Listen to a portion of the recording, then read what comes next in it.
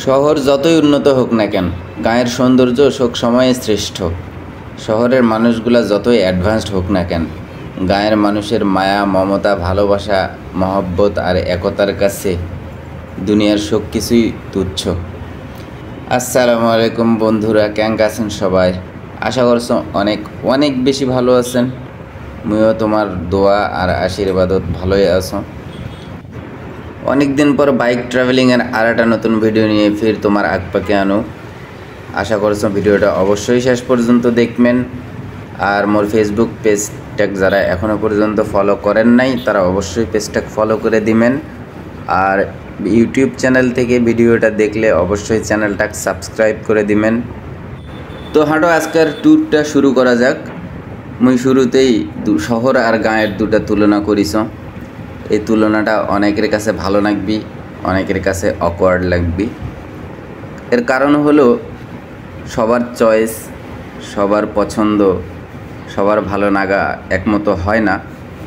কারণ মানুষ মাত্রই বৈচিত্র্যময়। মোর জন্ম গাঁৱত, মোর বেড়ে ওঠাও গাঁৱত। অনেকের জন্ম শহরত, অনেকের বেড়ে ওঠা শহরত। তারা শহরে জীবনে অভ্যস্ত, আর হারা জন্মের পর থেকে গ্রাম্য জীবনে অভ্যস্ত। আমার ভিতর গ্রামের প্রতি যে মায়া মমতা আছে, শহরে জন্ম নেওয়া কিংবা শহরে বেড়ে ওঠা ছেলে মেয়েদের কাছে এই গাঁয়ের প্রতি মায়া মমতা মহব্বত ভালোবাসাটা অতটা নাই আর কি। এটা যারা গ্রামত জন্মগ্রহণ করেছেন তারা অবশ্যই উপলব্ধি করবা পারবেন। আর যারা শহরত বেড়ে উঠিছে, জন্মের পর থেকে অদ্যাবধি গ্রাম্য জীবনে সেইভাবে অভ্যস্ত নয়, তারা কখনো এটা ফিল করবা পারবে না। এই যে দেখো, রাস্তাতে যেতে যেতে গ্রামের দুধারে যে ঘন বন, একটা শুনশান নীরবতা, পাখির কিচিরমিচির ডাক, গরুর হাম্বা হাম্বা ডাক, কিংবা প্রকৃতির যে একটা ভালো লাগা, অপার সৌন্দর্য, এটা আসলে শহরের মানুষ কখনো ফিল করবা পারে না। তারা শহরের ব্যস্ততা, গাড়ির হর্ন, বৈচিত্র্যময় বিল্ডিং এসব দেখে দেখেই অভ্যস্ত। কিন্তু হারা যারা গ্রামত জন্মগ্রহণ করেছি কিংবা গ্রামত বাড়ে উঠেছি, আমার এই গাছগাছালি, পশু পাখি, গাঁয়ের সাধারণ মানুষ, খেটে খাওয়া মানুষ সবার সাথে মিলেমিশে থাকে, চলে ফিরে অভ্যস্ত। তাই স্বভাবগতভাবেই গাঁয়ের প্রতি মোর সব সময় একটা আলাদা টান কাজ করে। মই প্রায় 20 বছরের অধিক সময় ধরে গাঁয়ের বাইরে থাকো। দেখতে দেখতে আসলে অনেকটা সময় হয়ে গেছে গ্রাম থেকে বাইরে যাওয়া। সেই 2004 সালে আমি গাঁৱতে বাড়াছ। প্রথমে পড়ালেখার তাগিদে, তারপর জীবিকার তাগিদে বাংলাদেশের এই শহর ওই শহর বিভিন্ন শহরে ঘুরে বেড়া হচ্ছে, এবং অদ্যাবধি এই শহরে জীবনটা কন্টিনিউ আছে আর কি।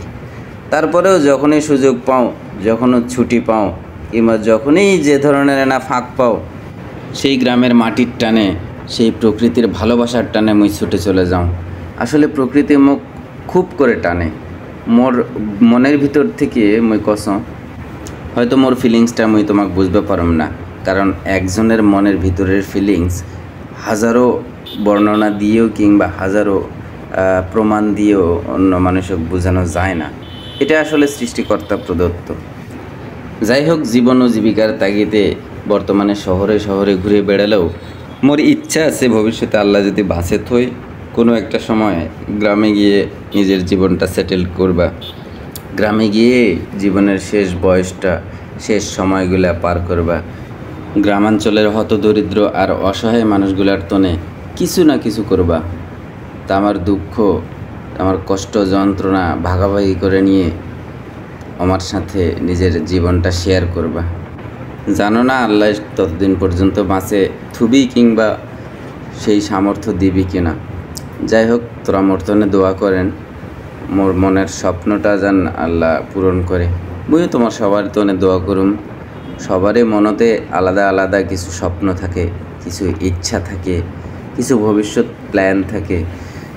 আল্লাহ হয়তো সবারই আশা আকাঙ্ক্ষা কিংবা পরিকল্পনাগুলো সফলভাবে বাস্তবায়ন করে না কিংবা পূর্ণ করে না। তারপরেও চেষ্টা করলে অবশ্যই আল্লাহ ভালো কাজের ফলটা দেয়। তো এই ভরসা আছে আল্লাহর উপর, নিশ্চয় আল্লাহ উত্তম পরিকল্পনাকারী। বর্তমানে তোমার দোয়া আর আশীর্বাদে টুকটাক কিছু ছোট ছোট স্বপ্নগুলা পূরণ করার পথে আসো। তো ইনশাল্লাহ ছোট ছোট স্বপ্ন পূরণ করতে করতে এক সময় বড় বড় স্বপ্নগুলোও ধরা দিবি আর কি। এই ভরসা আছে আল্লাহর উপর, আর চেষ্টাটাও আছে। যেহেতু উন্নয়নগুলো সবসময় শহর কেন্দ্রিকই হয়, গ্রামের খেটে খাওয়া সাধারণ প্রত্যন্ত অঞ্চলের মানুষগুলোর ভাগ্য কখনো পরিবর্তন হয় না এইসব উন্নয়নত। তাই চিন্তা ভাবনা আছে অমাত্যনে কিছু করার, কিন্তু আসলে চিন্তা বড় কিংবা স্বপ্ন বড় থাকলে কী হবে, সামর্থ্য যদি আল্লাহ না দেয় তাহলে কিছুই করার থাকে না। মনের কষ্টগুলা মনতে এইভাবে পুষে পুষে থুবা নাগে আর কি। যাই হোক, আল্লাহ তো সবাইকে শোক সামর্থ্য দেয় না, তারপরেও যাক জেনকে সামর্থ্য দান করেন সেই অনুযায়ী সবারই পাশে থাকার চেষ্টা করবেন। মুইও চেষ্টা করেছ, অবশ্যই তোরাও চেষ্টা করবেন। মানুষ হিসেবে সবাই সবারই পাশে থাকবো ইনশাল্লাহ, এই প্রত্যয় ব্যক্ত করি আর এই শপথে গ্রহণ করি।